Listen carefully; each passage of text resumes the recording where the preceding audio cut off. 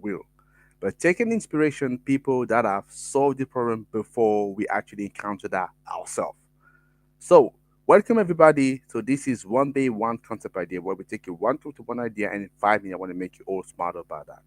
So, today I want to talk to you about international model for effective waste management. Because waste management, guess what? This is not a new problem, but some places definitely, just by virtue of traveling there, have visibly sorted out already, or at least a lot advanced to what many of us could be experiencing on a daily basis.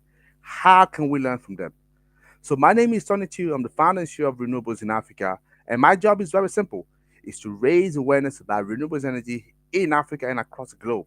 So if you are a developer, if you are an EPC, if you are a supplier, if you are an investor, and you're looking to tap into Africa and to expand into Africa, I want you to be reaching out to me because I can help you to 10x your return on investment. Are you thank me later for that?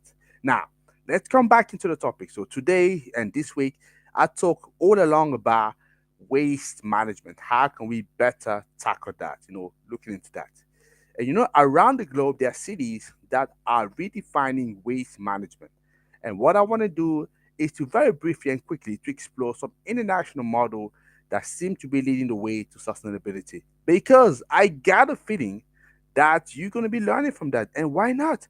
Maybe you'll be looking at applying that to the place, to the city where you are, and look at how can you emulate that to make your city the next example that I'm going to be taking in this same show, right?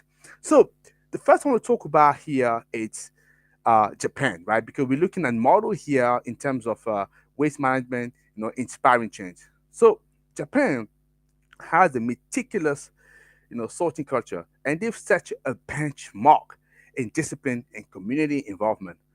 And I don't know if you realize, if you remember, but the last World Cup that was in Qatar, I think there was a game where the Japanese were playing, and just after the game, we could see all the supporters, picking up the trashes, you know, sort of cleaning everything, and everybody was impressed. Well, everyone was amazed. But guess what? That's part of the culture. So you can imagine that what they're doing at home because already over there they were at somebody's place. They wanted to make sure that they leave it is as neat as possible because they will not want people to want to come in their country and to destroy everything and to leave trashes, everything, yeah, everywhere. So this is the kind of behavior they want to see. So yeah, Japan. So I'm not surprised you hear that Japan. They have a meticulous, waste sorting culture, and that's probably why that is one of the most beautiful place to visit. Yeah. So, but Japan is not the only country because if it was just Japan, somebody could have said, yeah, they're a little bit of an exception. But guess what? There are many exceptions. I told you about San Francisco already, yeah, in this example. But let me talk to you about another country, another country in Europe, Sweden. They have a recycling system that is a marvel because the country is actually importing waste into fuel to for its waste to energy plants. Yeah, so they transform it completely, and that is fantastic. I give you a fact that you can see as well, like all across. So Sweden recycle almost 99% of its waste. Let me repeat, because it's important to repeat that. Sweden recycles almost 99% of its waste, with some being imported for its waste to energy program. That is fantastic. Look at where they've gone up to. How can we not do the same? Yeah, we should emulate them.